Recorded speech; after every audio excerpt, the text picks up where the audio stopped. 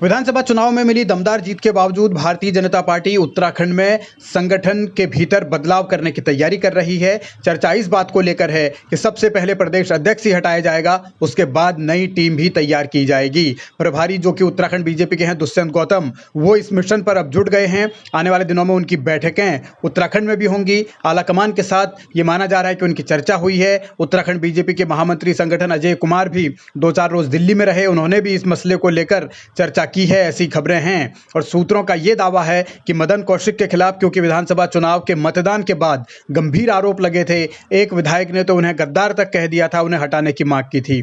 एक पूर्व सांसद के उम्मीदवार ने भी मदन कौशिक के खिलाफ खत लिखकर दिल्ली दरबार में शिकायत की थी और इसीलिए मदन कौशिक को हटाए जाने की चर्चा पहले से ही हो रही थी। पहले तो यह माना जा रहा था कि मुख्यमंत्री बदलने के साथ ही प्रदेश अध्यक्ष भी बदल दिया जाएगा, लेकिन बीजेपी ने ऐसा नहीं किया। मगर अब क्योंकि 2024 में लोकसभा के चुनाव होने हैं, तो उन चुनावों को लेकर किसी तरीके की खामी न रहे, संगठन में नई ताकत मिले संगठन को और धार के साथ भारतीय जनता पार्टी मैदान में डटी रहे, इसकी भी चर्चा है। और यह भी माना जा रहा है कि रमेश पोखरियाल निशंक भी इस दौड़ में शामिल हैं। सूत्रों का यह दावा है कि रमेश पोखरियाल निशंक और धामी के बीच इसी बातचीत को लेकर, यानी इसी मसले पर लेकर, प्रदेश अध्यक्ष को लेकर ही डील हुई थी।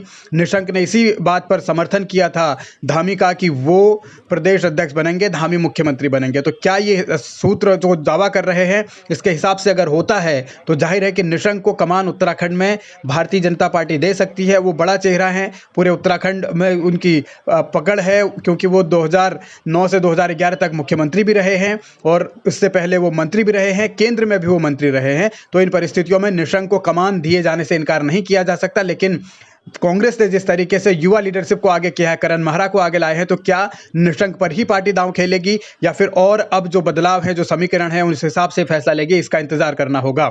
लेकिन इतना तय माना जा रहा है कि मदन कौशिक को हटाया जाएगा। प्रदेश अध्यक्ष की रेस में उत्तराखंड में भारतीय जनता पार्टी के भीतर विनोद चमोली, जो कि धर्मपुर सीट से लगातार दूसरी बार विधायक चुने गए हैं, वो भी माने जाते हैं, ब्राह्मण चेहरा वो भी हैं।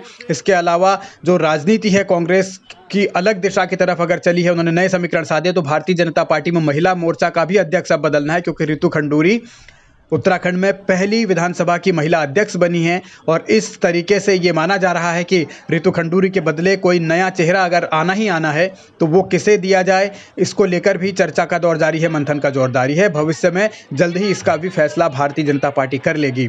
लेकिन महिला मोर्चा का अध्यक्ष से ज़्यादा भारतीय जनता पार्टी के लिए इस वक्त संगठन, जो मेन संगठन है, उसमें मदन कौशिक को अगर उन्होंने जिम्मेदारी दी है, तो मदन कौशिक की छुट्टी करते हैं तो किसे लाया जाए, इस पर चर्चा का दौर तेजी के साथ बीजेपी के भीतर चल रहा है। अलग अलग अटकलें हैं। दावा यह भी किया जा रहा है कि महेंद्र भट्ट, जो कि बद्रीनाथ सीट से पूर्व विधायक है, उनको भी मौका मिल सकता है। तो अलग अलग तरीके के समीकरण साधे जा रहे हैं और इन समीकरणों को साधने के लिए ही एक रणनीति बनाई जा रही है। बड़ी बैठक भी जल्द होगी और माना जा रहा है कि तभी फाइनल डिसीजन ले लिया जाएगा।